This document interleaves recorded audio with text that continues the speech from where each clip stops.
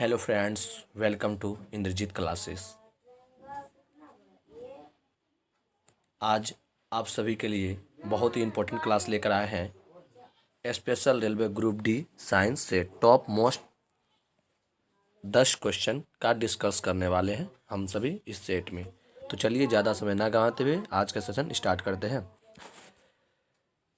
Special railway group D science set देखने वाले हैं। तो चलिए, फर्स्ट क्वेश्चन है, आवर्त सारणी का आविष्कार किसने किया?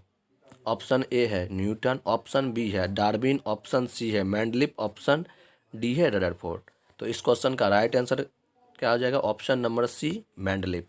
आवर्त सारणी का आविष्कार किसने किया था? तो याद रखेगा दोस्तों, मैंडलिप। चलिए नेक्स्ट बढ़ते हैं आगे। और न्यूटन की बात किया जाए तो ग्रहों का गति का नियम न्यूटन के द्वारा दिया गया है।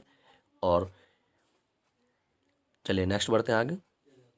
विकासवाद का सिद्धांत डार्विन के द्वारा दिया गया है। चलिए नेक्स्ट बढ़ते हैं आगे।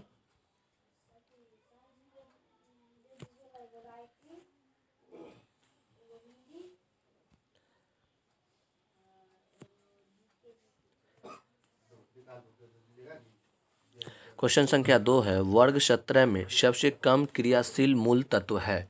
ऑप्शन ए है क्लोरीन, ऑप्शन बी है फ्लोरीन, ऑप्शन सी है आयोडीन, ऑप्शन डी है इनमें से कोई नहीं। तो वर्ग 17 को सबसे पहले तो जान लीजिए, तो वर्ग 17 को हेलोजन ग्रुप बोला जाता है। तो हेलोजन ग्रुप में सबसे कम क्रियाशील मूल तत्व है, तो याद रखिएगा दोस्तों, आयोडीन। संकेत क्या होता है? आई। चलिए नेक्स्ट बढ़ते हैं आगे। क्वेश्चन संख्या 3 है,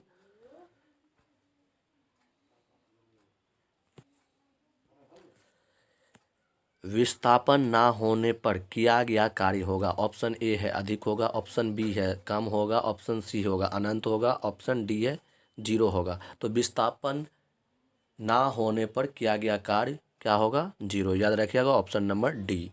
चलिए नेक्स्ट बढ़ते हैं आगे। क्वेश्चन संख्या 4 है,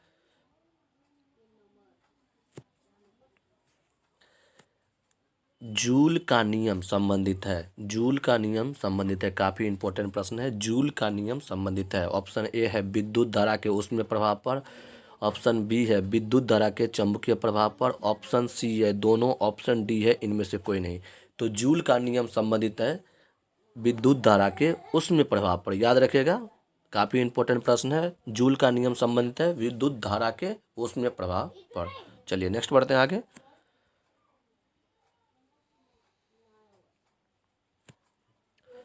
क्वेश्चन संख्या 5 है, एक समतल दर्पण द्वारा बनाया गया प्रतिबिंब हमेशा होता है। एक समतल दर्पण द्वारा बनाया गया प्रतिबिंब हमेशा होता है। तो देख लेते हैं क्या होगा।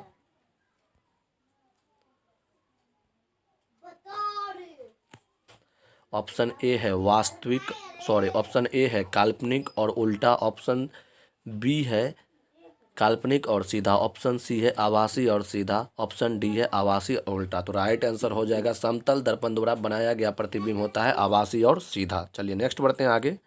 क्वेश्चन संख्या 6, जल में सल्फ्यूरिक अम्ल घोलना एक है। जल में सल्फ्यूरिक अम्ल घोलना एक है अति उष्माक्षेपी, ऑप्शन बी है अति विस्थापन, ऑप्शन सी है अति चालक, ऑप्शन डी है इनमें से कोई नहीं। जल में सल्फ्यूरिक अम्ल को घोलना एक प्रकार का है अति उष्माक्षेपी। याद रखेगा, अति उष्माक्षेपी अभिक्रिया। चलिए नेक्स्ट बढ़ते हैं आगे। क्वेश्चन संख्या 7 है, वायुमंडल में किस कारण आकाश में तारे टिमटिमाते दिखाई देते हैं? तो ऑप्शन ए है प्रकाश के परावर्तन, ऑप्शन बी है प्रकाश के पूर्ण आंतरिक परावर्तन, ऑप्शन सी है प्रकाश के अपवर्तन, ऑप्शन डी है इनमें से कोई नहीं। जो वायुमंडल में, क्वेश्चन काफ़ी अच्छा है, वायुमंडल में किस कारण आकाश में तारे टिमटिमाते हैं? तो राइट आंसर याद रखेगा ऑप्शन नंबर सी, प्रकाश के अपवर्तन। चलिए नेक्स्ट बढ़ते हैं आगे। क्वेश्चन संख्या 8 है,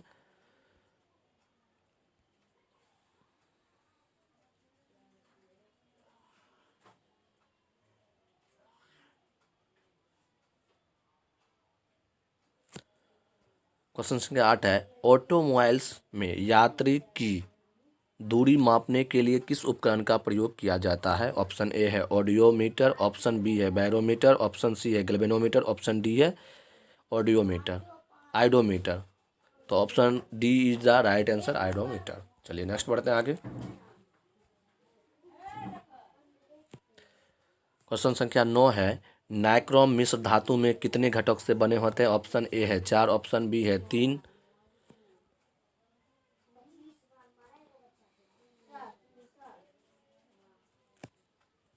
ऑप्शन सी है 2, ऑप्शन डी है 1। नाइक्रोम कितने मिश्र धातु के घटक से बने होते हैं? तो 4, याद रखिएगा 4, option number is the A right answer. चलिए नेक्स्ट बढ़ते हैं आगे। आज की क्वेश्चन संख्या लास्ट और अंतिम प्रश्न है, कार्बन डाइऑक्साइड में कार्बन की संयोजकता होती है? ऑप्शन ए है 3, ऑप्शन बी है 4, ऑप्शन सी है 6, ऑप्शन डी है 2। तो राइट आंसर इज द हो जाएगा option number B. Right answer option number B होगा 4। याद रखेगा, कार्बन डाइऑक्साइड में कार्बन की संयोजकता कितनी होती है? 4। कार्बन की परमाणु संख्या की बात की जाए, परमाणु संख्या, कार्बन की परमाणु संख्या की बात की जाए तो परमाणु संख्या 6 होता है। चलिए आज की क्लास में हमने टॉप मोस्ट 10 क्वेश्चन का डिस्कस किए। मिलते हैं नेक्स्ट क्लास के साथ, तब तक के लिए टेक केयर।